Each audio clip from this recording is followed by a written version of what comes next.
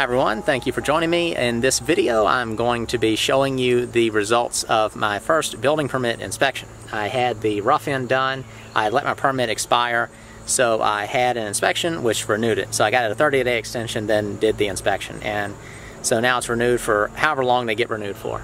But let's go ahead, go inside, and I'll show you around about what needs to be fixed to pass that rough end inspection. The only thing that I forgot to mention, I've actually already filmed the part that you're about to see, but I forgot to mention this.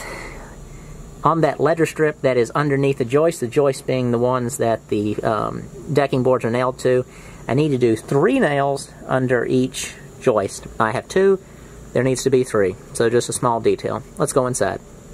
It's going to be dark in here. I'll do the best I can to show you what the inspector flagged. We'll go to the back first. So one of the things that I'm going to have to do, and again it's going to be tough to see this, is anywhere I have these penetrations through the ceiling. In my case that is some of the plumbing and then some of the electrical. So things like this and spots like that, since that is going to go from a wall cavity up into a ceiling cavity, I have to caulk those, called fire stopping. So any of these places I need to either jam in, so just tuck insulation up in there, basically stop any kind of air movement from going in those. The other thing I need to do in places like this, where any electrical and plumbing is close to the surface where a nail could potentially hit it, I need to put these nail plates. I just forgot to nail those on. The reason I got the actual permit, the inspection, called it in, was to where I could get my permit extended. It actually had expired, and I had them give me 30 extra days, and then I got it together to do a rough end. So all of these spots like this, I need to put those nail plates over top of those. Interesting thing that I did not know is where they go through the floor or through the ceiling, I have to put 6-inch plates.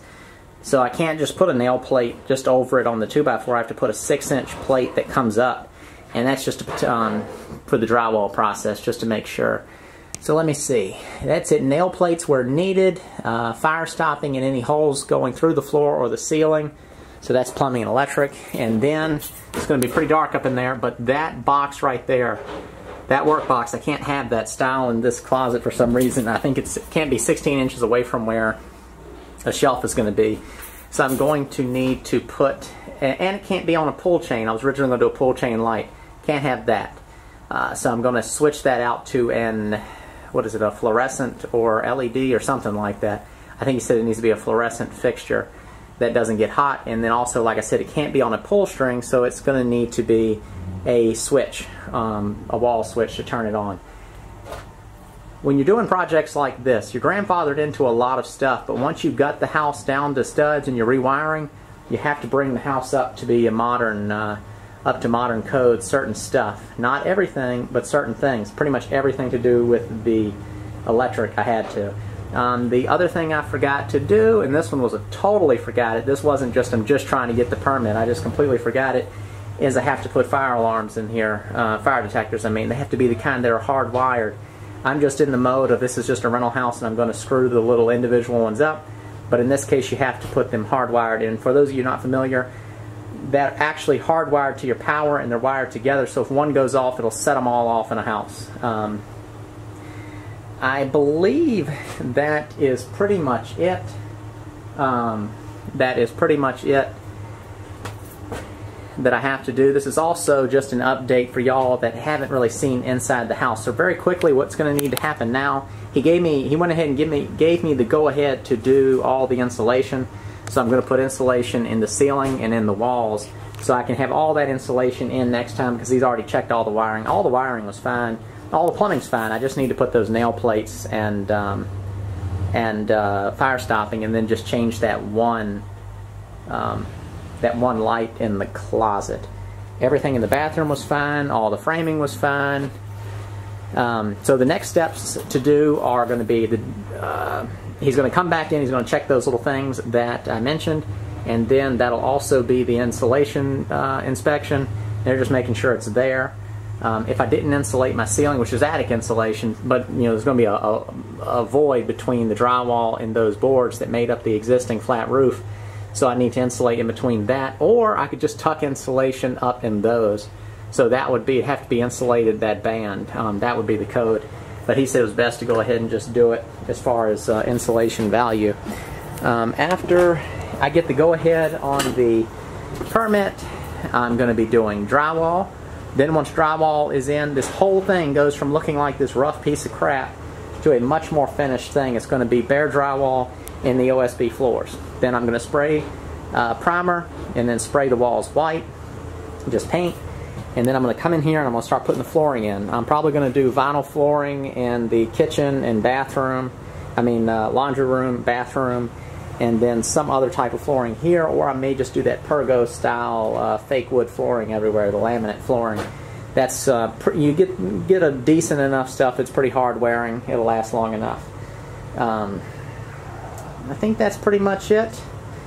After that, you can imagine what I'm going to be doing. I'm going to be putting in kitchen cabinets, bathroom vanities, toilets, doing the final wiring of all of the plugs, putting face plates on, all that kind of stuff. And then the final inspection will be coming in, making sure all the electrical is working. Got to have the HVAC hooked up, but that's not going to be part of the permitting process. It's already here. That's pretty much it. It looks rough, and I've been working on this place a long time. I get a lot of people tell me to hurry up, finish it already. But that's the way these things are. A lot of people saying those types of comments haven't worked on stuff. They don't know what happens, and they're also kind of, I think, assuming that this is what I do full time. Like I've already said, imagine doing everything else you already do, your job, your family, whatever other things you do in life, and then renovate a house in addition to that. It's a lot of expense, and it's a whole lot of time. A lot of people say that it'd be better for me to have torn this place down and built a new place. Well, I wouldn't have bought the place at all. I could have built a house somewhere else. I'm not going to buy a place just to tear a house down to rebuild it. I know my numbers on this. It's fine with me. The reason it's taking so long is because I do these videos, and I can't just run down here and work on it really fast. I'm come down here and I'm filming things when I'm working on it. The reason I'm here today is because I have an insurance inspection. So I've got insurance on this house while I'm doing all this work, and they want to come do an interior inspection on this place. Since no one lives here, they want to come make sure that progress is still going on and so forth. So no work today. I just want to tell you that I had that first inspection, that everything went pretty good. I did fail it, but that's not always a bad thing. I just needed to have that inspection, and then what that so if your building permit is good for 6 months or however long it's good for in your area, in my area, it's 6 months is how long your building permit is good for. And if you have an inspection within that 6-month period, it starts over again. That time just starts over. So that is how that works. So that first inspection I did was just simply to make sure that, just to get my permit going again. So again, no work today, just here to kind of get things cleaned up, make the place not look so crazy, because the inspector's going to be taking photos of the house as it is and sending them to the, I guess, the underwriting department for the insurance, just to extend the insurance again for another year. So that's it. Thank you all for watching. Please be patient. I know it's been a while. I've got a lot going on. I'll talk about that soon. I don't want to get into it now. But got a lot of projects going on and some family stuff that I'm doing right now that is very time consuming and much more important than this house and everything else that I'm doing. So thank you all for watching. If you're not already familiar with my channel, I'm renovating this whole house from start to finish, and it's all documented. A lot of people have said, show us what the inside looks like. We've got all kinds of videos. I think it's people that are kind of tuning in for the first time.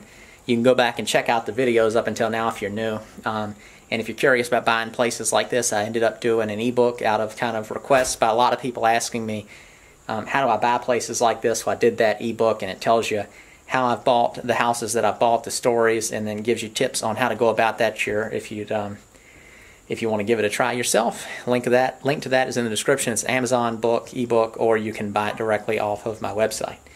I think that's pretty much it. Anything else important will be links in the description. Thanks for watching. See you next time.